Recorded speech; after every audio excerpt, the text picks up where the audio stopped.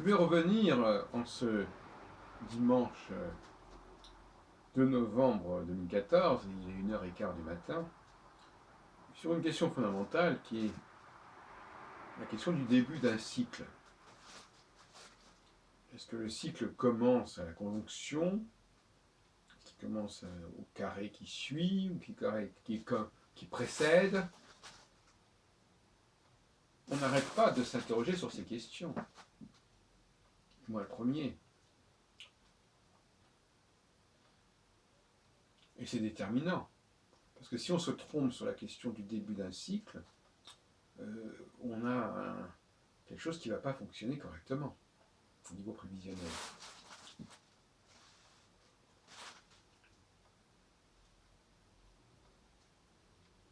Alors, j'ai envisagé beaucoup de cas de figure.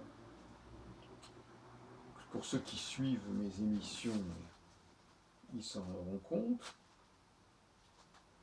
Et actuellement, ce que je vais vous dire va peut-être vous paraître assez stupéfiant. Mais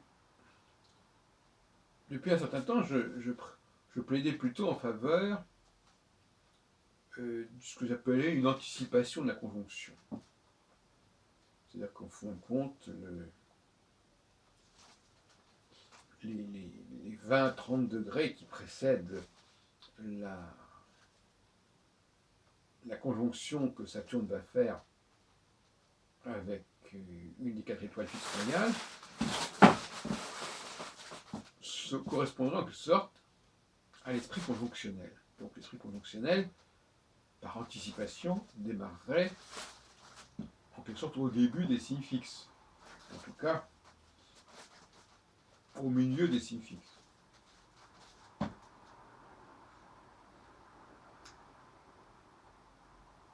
Et aujourd'hui, je pense différemment. Sur la base justement de mes travaux parus dans cette revue il y a... Oui, c'est ce que je me rends compte, c'était un numéro spécial d'une revue que je dirigeais à l'époque, le bulletin de la Société astronomique de France, 1994. Eh bien, l'astrologie selon Saturne, un hors-texte si on veut, un peu comme le hors-texte que j'ai publié chez Cosmopolitan, qui s'appelait Astrologie sensorielle, qui était intégré dans le numéro de fin décembre, début janvier 1976-77. Et je tends à penser actuellement, au contraire, que le véritable période conjonctionnelle, c'est bien la période qui commence avec la conjonction et qui se poursuit tout au long des signes mutables. Voyez-vous, donc là, on n'est plus dans la question de la pression de l'équinoxe, là. On est dans la théorie, en rapport évidemment avec les faits qu'on cherche à expliquer au moyen de différentes grilles. Prenons le cas de 1958. Mai 1958, c'est la fameuse histoire du retour de De Gaulle, qui va faire qu'il va être choisi comme le nouveau président du Conseil,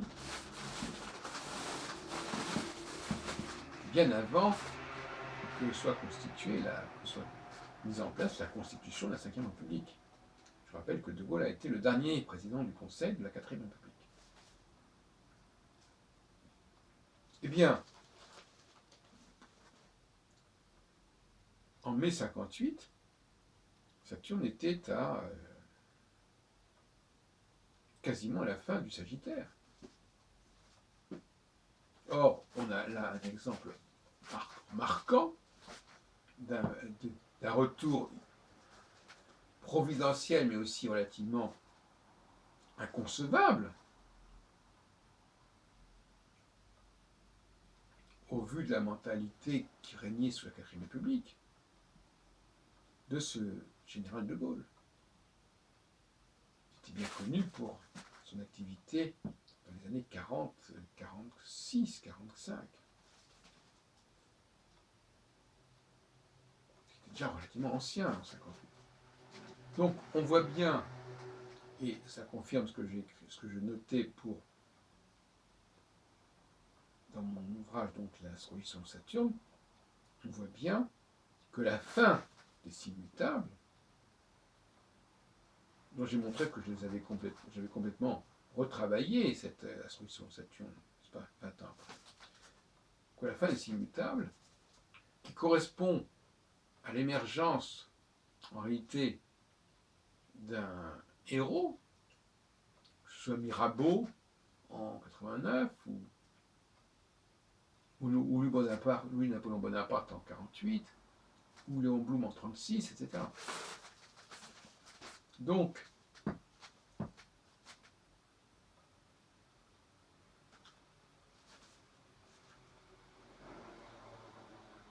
c'est un élément qui m'invite sérieusement à ne pas à considérer que toute la période conjonctionnelle se situerait en fait tout au long du signe mutable, que ce soit le Gémeaux, que ce soit la Vierge, que ce soit le Sagittaire, que ce soit les Poissons.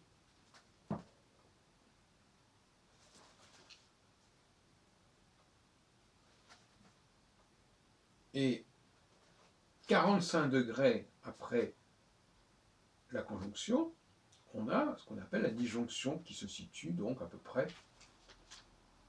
autour du 15e degré des 4 signes cardinaux. Et qui se poursuivrait jusqu'au 15e degré des signes fixes, et encore au-delà.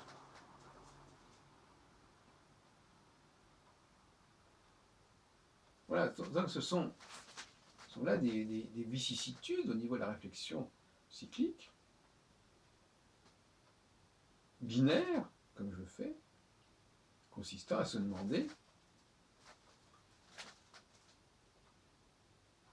où est la phase qui va être l'émergence du leader, où est la phase qui va, quand je dis où, c'est-à-dire à quel degré ça se passe dans le zodiaque, où est la phase qui va au contraire favoriser surtout de conscience collective du groupe, de la foule, de la masse.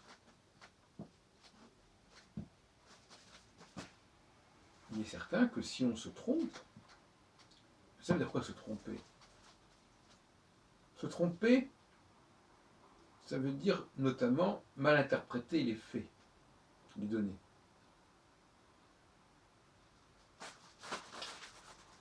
C'est ça, se tromper.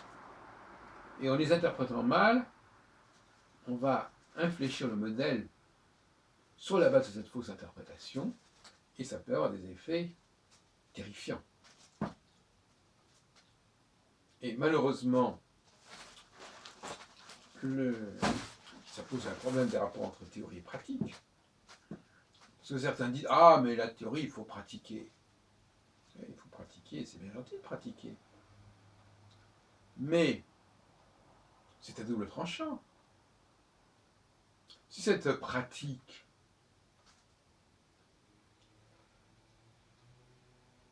avec les aléas que cette pratique peut avoir, l'interprétation des données, etc., si cette pratique, en retour, on dira, mais c'est très bien comme ça, en retour, vient modifier, voire perturber le modèle de départ, où va-t-on? Je veux dire par là qu'il faudrait peut-être un petit peu se calmer dans cette problématique des rapports théorie-pratique.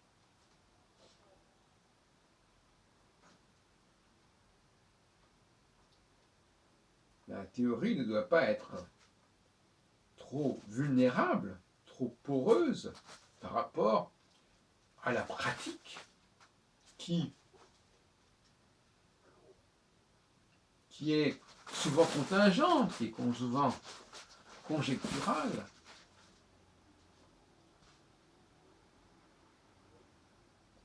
Et qui trop souvent, en astrologie, influence la réflexion théorique. Alors, je ne veux pas caricaturer en disant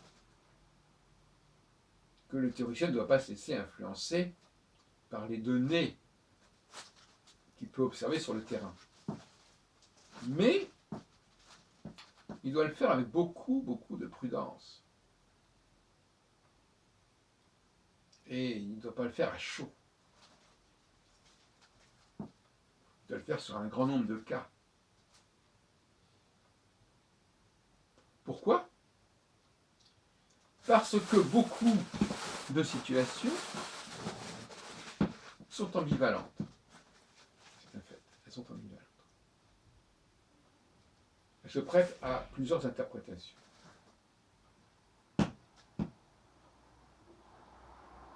J'en ai fait malheureusement moi-même l'expérience.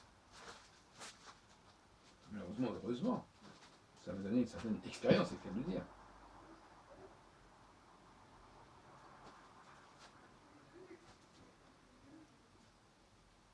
Cette problématique que j'étudie des rapports dialectiques entre le chef, l'émergence du chef ou l'émergence d'un corps social qui devient une sorte de protagoniste, de personnage historique. La foule est un personnage historique par certains côtés. Tout ça est très ambigu. Parce qu'un héros va mobiliser les foules aussi par certains côtés. Et toute foule a besoin quelque part d'un leader. Donc, si on n'y prête pas garde, on peut voir ce qu'on veut. Et si ça se répercute sur le plan théorique, c'est bien fâcheux. Alors, je ne vais pas revenir ce soir sur comment distinguer ces deux phases.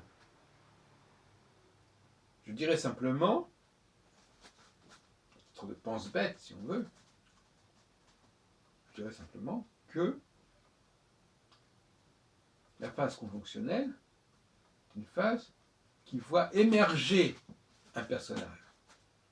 C'est le miracle du solitaire qui s'impose au collectif.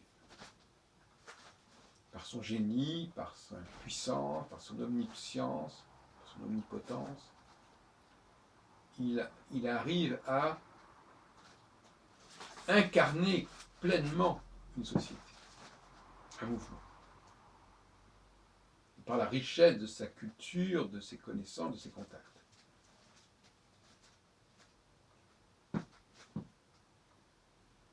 Inversement, en phase disjonctionnelle, le véritable héros, c'est le peuple, c'est la masse.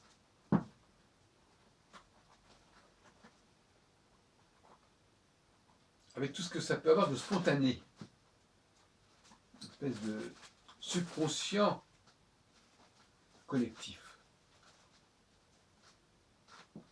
qui s'active de cette façon. Donc, le conseil que je donnerais, c'est l'émerveillement. Qu'est-ce qui nous émerveille à un moment donné ? Est-ce que c'est l'ascension fulgurante d'un personnage, d'un homme ? Ou est-ce que c'est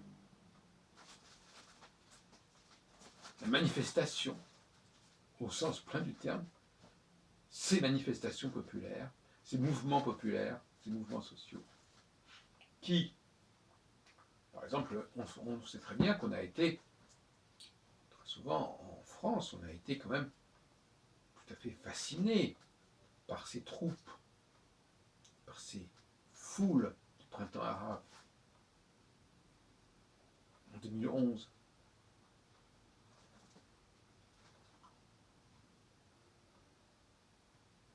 Comme les observateurs étaient fascinés par les foules de mai 68.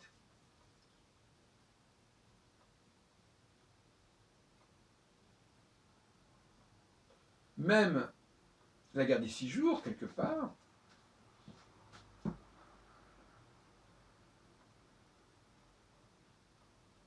mais bon, c'est comme ça. Mais ce qui a fasciné, c'est l'armée israélienne.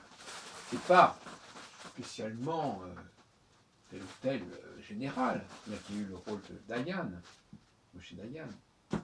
Mais c'est beaucoup plus une espèce de... C'est le peuple israélien qui nous a fascinés à ce moment-là, en tant que collectif. C'est une hypothèse, en tout cas. Parce que, qu'on le veuille ou non, la guerre des 6 jours et le printemps arabe, c'est la même configuration dans le cycle de 7 ans.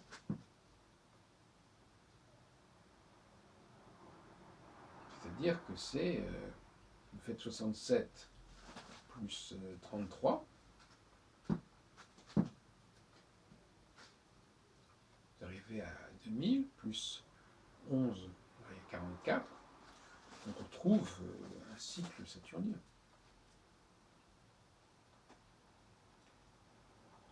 Avec Saturne au milieu d'un signe cardinal dans les deux cas. Donc, le chercheur en astrologie doit affiner sa perception pour distinguer clairement ces phases où l'extraordinaire, le hors du commun, serait l'arrivée propulsée d'un héros, qui est un outsider éventuellement, parce que le mot outsider convient bien ici. Un outsider qu'on n'attendait plus trop, quelqu'un dont qui n'était pas évident, et inversement, la disjonction est marquée par une mobilisation particulière pour se réunir quelque part, pas pour faire la grève, hein, mais pour manifester, pour être ensemble, pour agir ensemble, mais au même endroit, sur une place.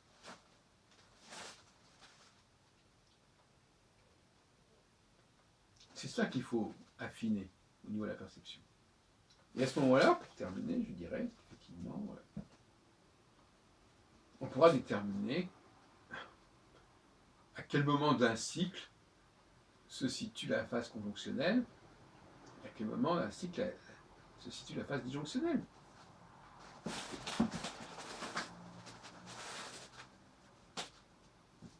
C'est tout l'enjeu de la recherche astrologique actuelle.